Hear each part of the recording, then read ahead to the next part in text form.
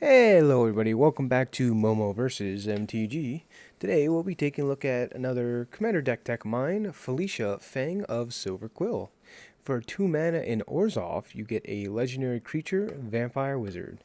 With Flying Mentor, whenever a non-token creature you control dies, if it had counters on it, create X tapped 2/1 white and black Inkling creature tokens with flying, where X is the number of counters on it. So this came out in the Commander set 2021, was a part of a deck, but I decided to make this the legendary commander for the deck because I enjoy the counter synergy and the shenanigans you can pull off with it, and this is a really nice payoff in the command zone. I think the best feature about this deck is while she can give counters with Mentor, you're hoping for ways to have your creatures supply their own counters or by other means before you play your commander, so that it acts as kind of like a board wipe protection in a way. If your creatures have a ton of counters on them, and then they all died to a board wipe with Felicia being out, they'll come back as 2/1 Inkling creature tokens, which could be worse. So without further ado, let's jump right into this. First off, I love to start with the ramp package. You have one of my favorite combos. You got your land tax Archaeomancer map, so the catch-up mechanic in white to ramp up to your opponents if they're ramping ahead with their own land drops. And then you have your standard signet packages and your talisman, so Arcane Signet, Orzhov Soaring, Talisman of Hierarchy, Coalition Relic, which is a staple, but not as much played as many more, but still a really good card in my eye. Um, Relic Legends, I think this card's really great. Basically, you can tap for 2 mana with your commander, or any other legendary creatures you have for that matter. Smuggler's Share, another card that I've liked, but I've recently been taken back by this card. I thought it was going to be insane, like a really nice staple for white, but I find I'm not getting this trigger nearly as often. If I am, it's too late at that point, so I will debate taking this out. But at the beginning of each end step, draw a card of opponent who drew 2 or more cards this turn. Then create a treasure token for each opponent who had 2 or more lands into the battlefield under their control this turn. So take it as you will. And also we have Scholar of New Horizons, which is on theme with the deck because it enters the battlefield with a +1/+1 counter. And you can remove a counter from a permanent you control. Search your library for a Plains card, reveal it. If the opponent controls more lands, put it right on the battlefield tapped. If you don't, you put it into your hand. So our deck is going to be dealing with a lot of counters. And the fun part about this deck is it doesn't matter what kind of counters they are, so long as they are counters nonetheless. So it could be +1/+1 counters, it could be quest counters, it could be, for instance, um, charge counters, any other counter you can think of. It matters in the deck, especially in terms of our commander. Um, and Vexing Puzzle Box is a fun one I've tried to include because it's a mana rock for 3, great, and it has just the added effect of roll a d20. And whenever you roll 1 or more dice, put a number of charge counters on Vexing Puzzle Box equal to roll a d20. So you could very easily, let's say on average, you're rolling, 10 on this d20, on average, the medium number of a d20, somewhere, I don't know, into that. But the numbers you roll on them, you put those counters on Vexing Puzzle Box. So even like 2 or 3 turns, let's say you have 30 charge counters on Vexing Puzzle Box. If you have a sack outlet on Vexing Puzzle Box, and then you have some sort of way to move the counters around, namely resourceful defense, those counters can go on another permanent. So you could potentially put 30 charge counters on your commander or another creature you have, and when that creature dies, you'll create 30 tapped 2/1 black and white Inkling creature tokens, which is crazy. So the sheer amount of counters that this card produces is insane for the little cost it has, and also ramps you. So we'll be looking out for those synergies. But that's the big idea, is to continuously reuse the counters you have on other creatures, and even take counters off non-creatures and put them onto creatures. So that's what the deck's main game plan is. So let's just take a look around at how we go about doing that. So of course, the two big staples in the deck is going to be the Ozolith. Is whenever a creature you control leaves the battlefield, if it had counters on it, put those on the Ozolith, and then you can move them beginning of combat. So, you know, and also, as I went over, resourceful defense. These two are your best friends in the deck. They're going to be saving your counters per se. Even when your creature dies, move it over to another creature, the same amount of counters, if not more, and you're building counters and you're building an Inkling army, which is pretty scary. So then let's just take a look at the general creatures we have in the deck. A fun one here, Ikaten, Money Changer. So this card reads, when it enters the battlefield with 3 credit counters on it, and it deals 3 damage to you. At the beginning of your upkeep, put a credit counter on Ichin Money Keeper, and it has a sacrifice itself outlet. And when you do, you gain 1 life for each credit counter on the Money Changer. Activate only during your upkeep. So this is a neat way to accrue counters every turn, and starting with 3 is pretty big, because for our commander, this basically reads 1 mana. When it dies, create 3 2/1 tapped Inkling tokens for 1 mana. So that on its own is great. However, every turn it's going to grow, and you get the life back, if not more. So huge upside to these type of effects. Intrepid Adversary is really nice, because this will pump our team as well as have some Valor counters. And yeah, you could pay into this any number of times on mana. So when it's alive, it's a good lifelink creature. It pumps the team. However, when it dies, you'll get Inklings equal to the Valor counters. Going down the list, Line Sash, nice graveyard hate. I do love these type of effects in my commander decks. And also grows it. For 1 white, you can get rid of a permanent card. Any card, but if it was a permanent, you get +1/+1s. And it can be an equipment for your commander, because it is easy to take this into a pseudo Voltron strat if you have enough +1/+1 counters floating around and moving them onto various creatures. And then Elendra, the Dusk Rose, of course, very great, because anytime a creature dies, our Inklings or opponents, you're putting +1/+1 counters, and then you're creating tokens as well. So same thought process along the line of what we're trying to do in the deck. So a nice include. Elish Norn I put in because I just like to have a nice deterrent, especially for burn spells. This is a nice way to protect yourself of sorts, and it has some added bonus on the other side where it deals with some counters. So it definitely fits the theme. Selfless Squire, these type of effects I feel like are underrated in Commander in general, but yeah, basically it's a fog effect on a creature. However, you're also putting +1/+1 counters on, which could be a huge momentum swing in games, which I do love to look for when I can add into my deck. Of course, Tessa Karlov, people have heard of this as a commander, very strong on its own, but has added effects of doubling our potential Inkling army we can grow at a time, and also giving them vigilance and lifelink. So very sweet addition. I love to find the secret lifelink stuff I can add to my decks. And then AO the Dawn Sky. Love this card. Both modes are very good. You either churn through your library, look at the top 7, put some value 4 or less in the battlefield, or distribute 2 +1/+1 counters on each permanent you control. It's creature vehicle. So, if we have those tons of Inkling out, maybe we're going to go for the second option instead of trying to go for immediate value guaranteed on the first option. Yep. So another death triggering effect that doubles. Driven Nod card's Dominus. Has its own indestructible counter. That's kind of neat, but doubling up on effects, always good to have in decks. And then Sarah Redeemer.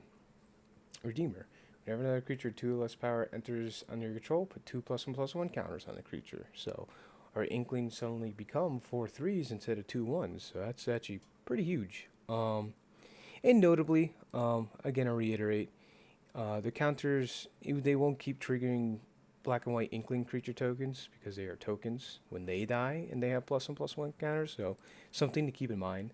Otherwise, it'd be absolutely busted as a commander, right? Just can't happen. And then the last tech card, which is, I think, the only infinite in the deck of sorts, right? A pseudo infinite. So long as you have your commander out and you cast Phyrexian Devour, if no one deals with your commander, you're now in a board state where this card reads, let's see, for 6 mana.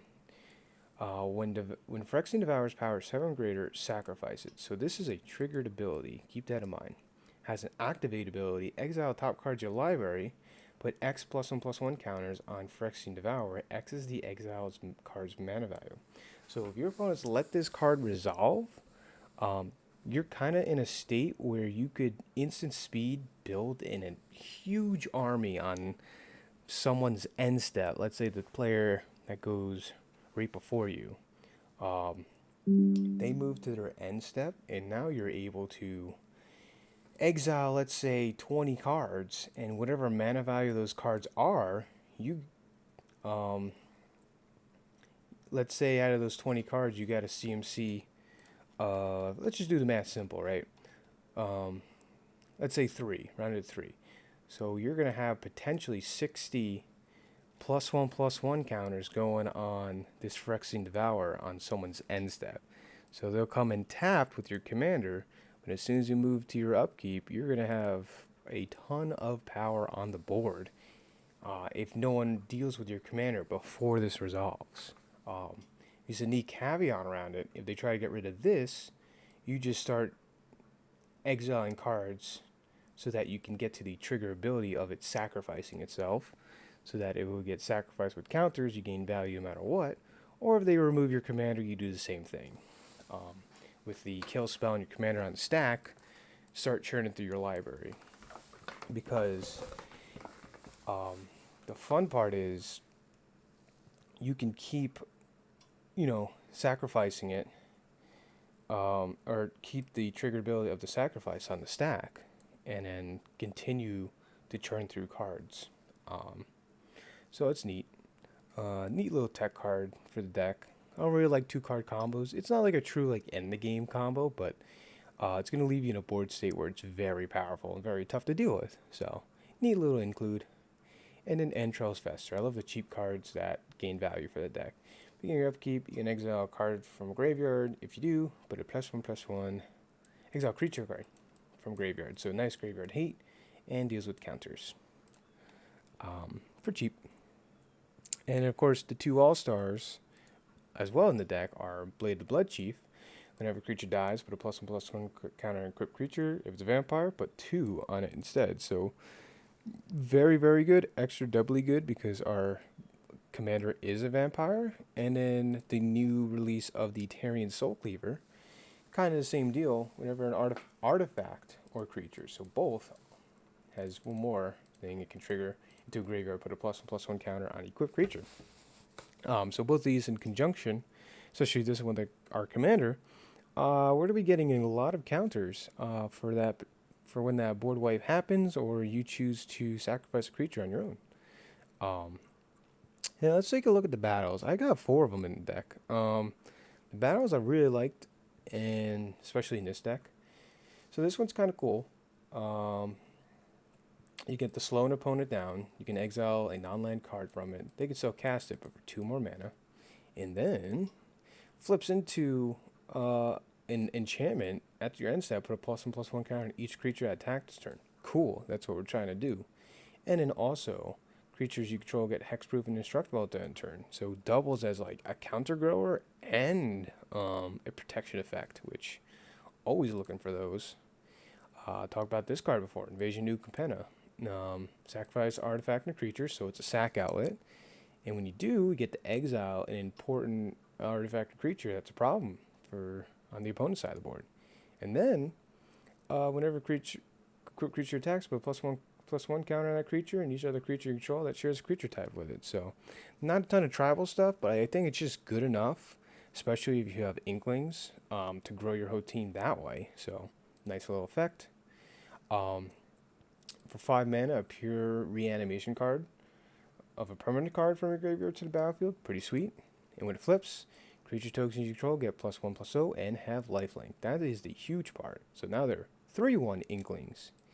And it also creates a little token for you as well. And of course, lifelink keeps you alive. Very nice. In the last battle,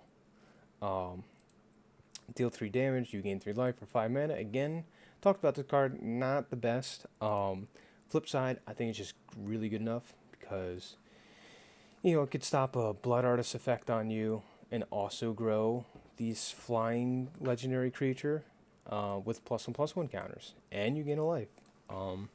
So again, totally in the theme we're going for. Anything that says counters, that's what we want.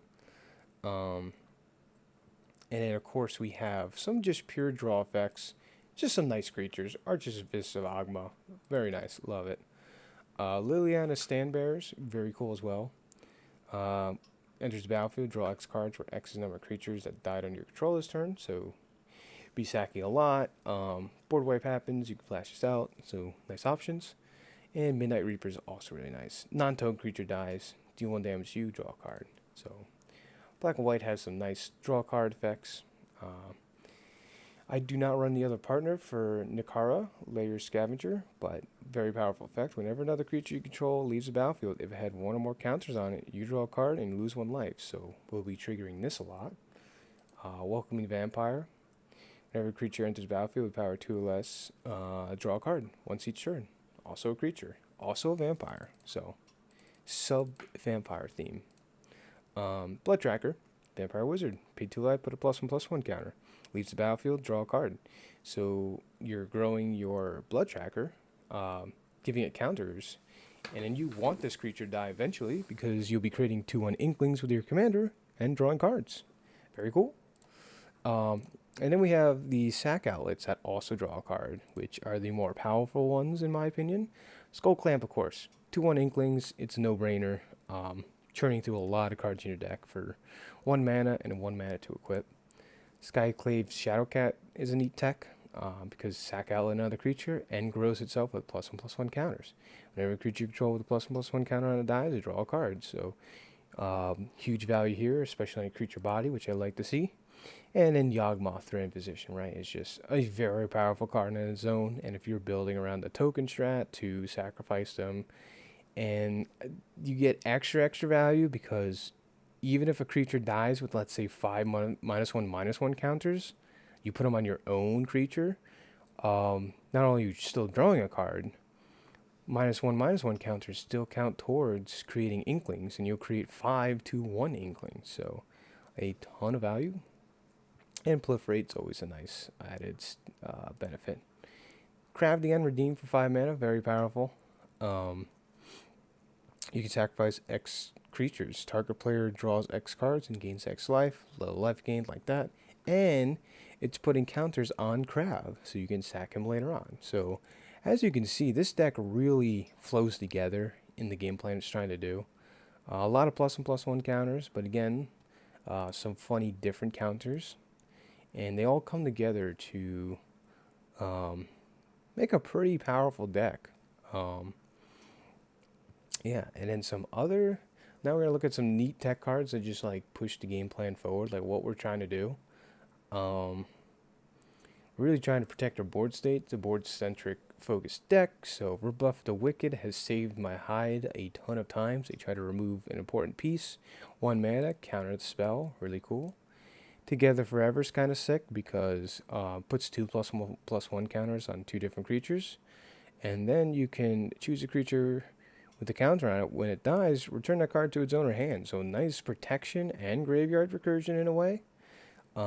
Breakable Formation, very nice as well, because even if you do it in your main phase, you're putting +1/+1 counters on all your creatures, as well as protecting them. And of course, the Fairy's Protection, you phase out, really protect your board state. And an all-star card, which I really like. I don't remember the price of this going up that much. But maybe there's a different printing behind it that's a little bit cheaper. However, it's a nice gotcha effect for 5 mana. Prevent all combat damage to be dealt to you. For each 1 damage prevent this way, you create a 2/1 white and black Inkling creature token with flying. So they swing at you for 20 damage. How about Uno Reverse? I don't take that damage. I create these 2/1s, and then they swing at you, right? And we have ways to buff those Inklings, and it's super on theme for the deck. Like, I love these type of cards. So that's neat to see. Moving right along, we have our board wipes. I'm running 3. 3 is a nice fit for me. I don't think you need more or less, but up to you. Destroy all creatures or all artifacts, enchantments. Very cool. Toxic Deluge, one of the best board wipes in the format, of course. And the nice tech card, which is really cool to pull off, is put X -1/-1 counters on each creature, and then you can do this again in the future, which is really cool to see. Because if we have our commander out, we put, let's say, 4 -1/-1 counters on all our creatures. They pass away, maybe your commander included. However, we're making, let's say we had 5 creatures, like non-token creatures, with 4 -1/-1 counters. We're creating 20 2/1 Inkling tokens on the board wipe on top of it. So really cool tech card. And of course, to further our game plan, we have all the sack outlets we can. So, Phyrexian Tower, right? Add for more mana when you sack something. Carrion Feeder is sweet in the deck, right? Sack outlet also puts +1/+1 counters on them. So the sacrifice creature may be creating Inklings, and then Carrion Feeder will once it perishes.